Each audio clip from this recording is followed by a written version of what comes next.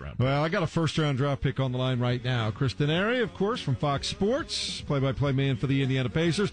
Serenade him as he comes in on Valentine's Day, David. There you go, Chris. Sounds good. Hey, happy break day. Like most people in the NBA, yeah, it's Valentine's Day, but it's All-Star break day for you, isn't it?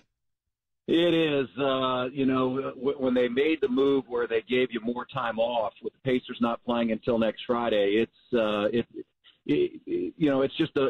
grind. I mean, it's a grind that we all love, and I've been very fortunate to do this now for 13 years. But to have those extra days at the back end of the All-Star break is very meaningful, and so I appreciate it. And I'll be heading to Myrtle Beach a little bit later in the day. Our oldest son lives down there. He's lived down there about 5.5 years, and each and every All-Star break, Dad goes down to hang out with oldest son. And we've got tea time set for Saturday, Sunday, and Monday. So hopefully the weather will cooperate, and we'll have a really good time. Chris, when you saw the team last night, how did that kind of put a bow on everything that you've seen up till now, and how does that set the table for what we're going to do here the last 24 games? Well, I was disappointed with the outcome. There's no question about that, especially when you had a 10-point lead with about 9 minutes to play. I heard Kevin Bowen a little bit earlier on your show, and I agree with him. I thought the defense that Milwaukee played down the stretch, they switched a lot, and I think really hampered Indiana. They've got a lot of length, and it was just one of those situations where the Pacers didn't finish.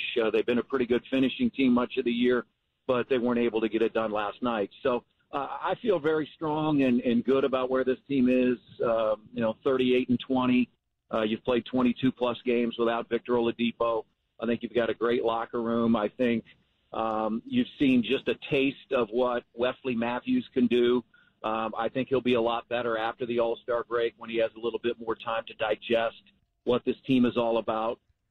They do have a tough stretch in March, and they've got 3 games on the road coming right out of the All-Star break after the game against New Orleans. But I think you have to like where they are. The question is, can they hold on to that 3rd seed and hold off Philadelphia and Boston, or at least hold on to the 4th seed to try and have home court advantage in the first round?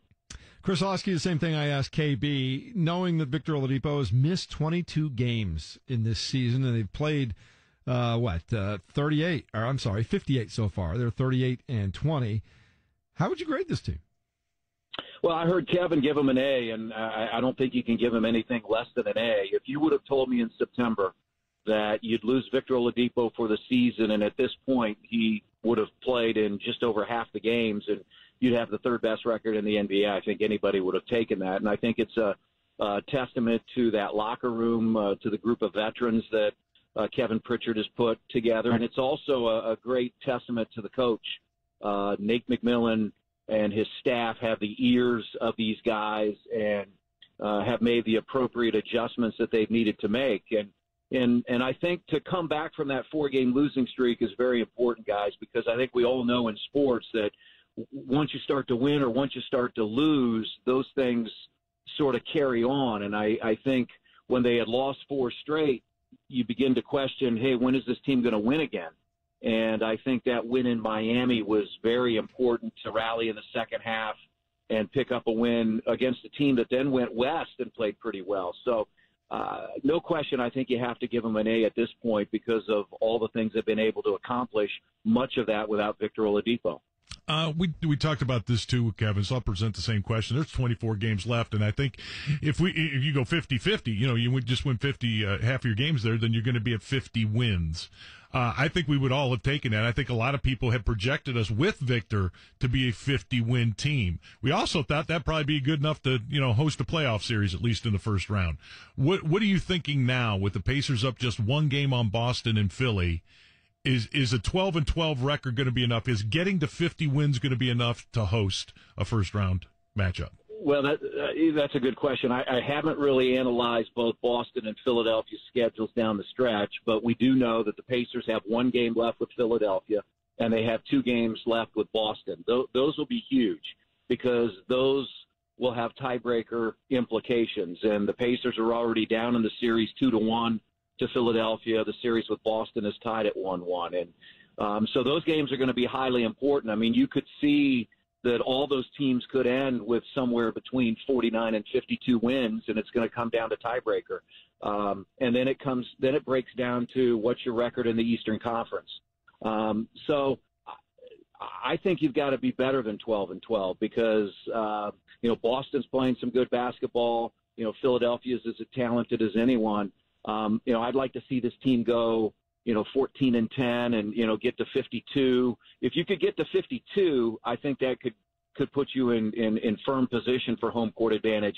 I think if you're at 50, depending on the tiebreakers, you might be on the wrong side of, third or fourth, and you might fall into fifth. And that says something about those top 5 teams in the Eastern Conference. If you have 5 teams with 50 wins and one of those is going to be the fifth place team, I think it tells you how good the top of the Eastern Conference is. No question about that. Chris Denari, Fox Sports, play-by-play voice of the Indiana Pacers, joining us here on FM 107.5, 1070 The Fan. More importantly, how down are you for a second half of the season, half-court, halftime showdown between last night's shrimp-eating contest winner and Big Joe Stasiak? I looked over there, and I always am wondering what is going through your mind, Big Joe. I mean, how do you attack something like that? You don't think. Just do? You just do. It's like you would do, Chris. It's like jumping on that grenade.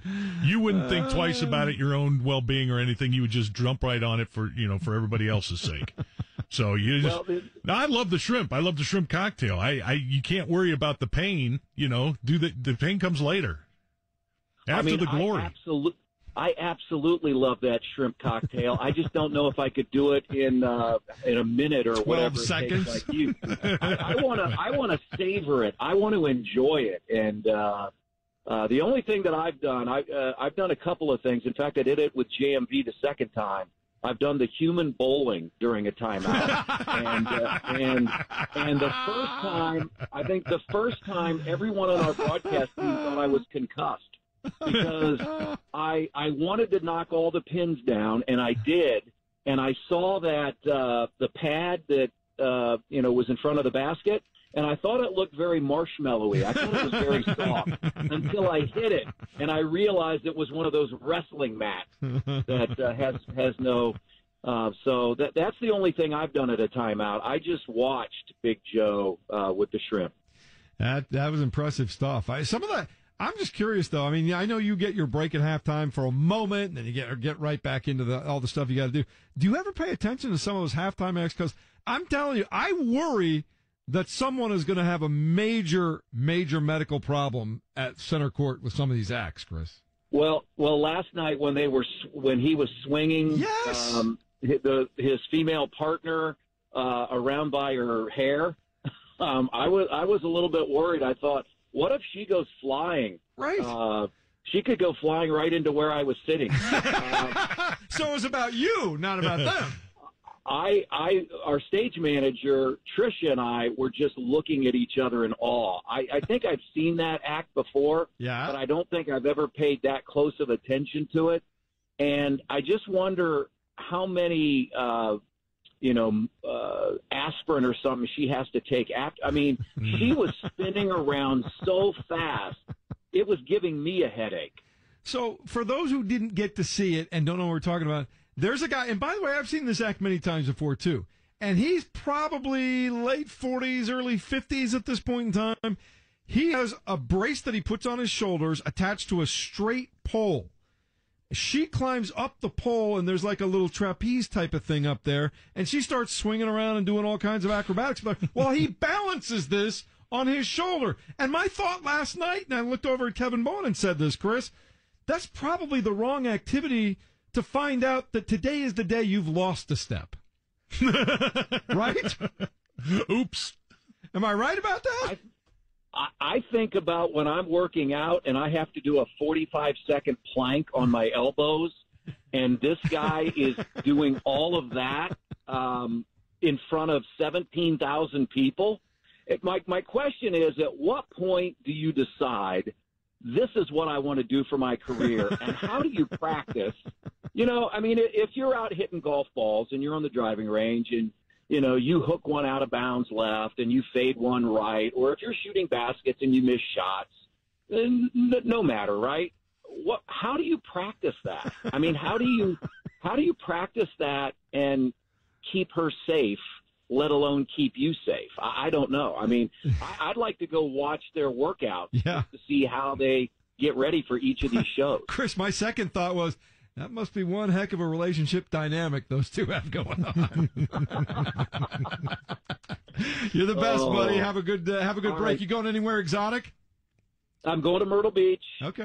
Play golf with my son, and our oldest son has been down there 5.5 years. So it's my wife always goes in October and hangs out with him, and I go in February. So looking forward to it. I'll leave a little bit later today. Are you taking your new knit hat, or do you have to wait too? Is Rick Fusen the only one that got one of those nothing but knit hats? Well, you know what? I went to the press conference and I talked to some people, and some people are encouraging me to take one of the kits with me on our next road trip and see if I can knit one of those hats. I'm not very talented at things like that, but I think I might give it a go. Yeah, there's only, what do you need, 5,000 in the next 2 years by the time the All-Star game comes around? Well, the problem that they'll have with me, they can count on one, because it may take me 2 years to get it done. Maybe, right? Maybe. You're a little busy. What's my deadline? Chris will reach down and pull up one that has a tag on it from the gift shop. I forgot about that. My deadline is February 13th of 2021, so start now. Hey, have a great break and stay safe. We'll talk to you soon.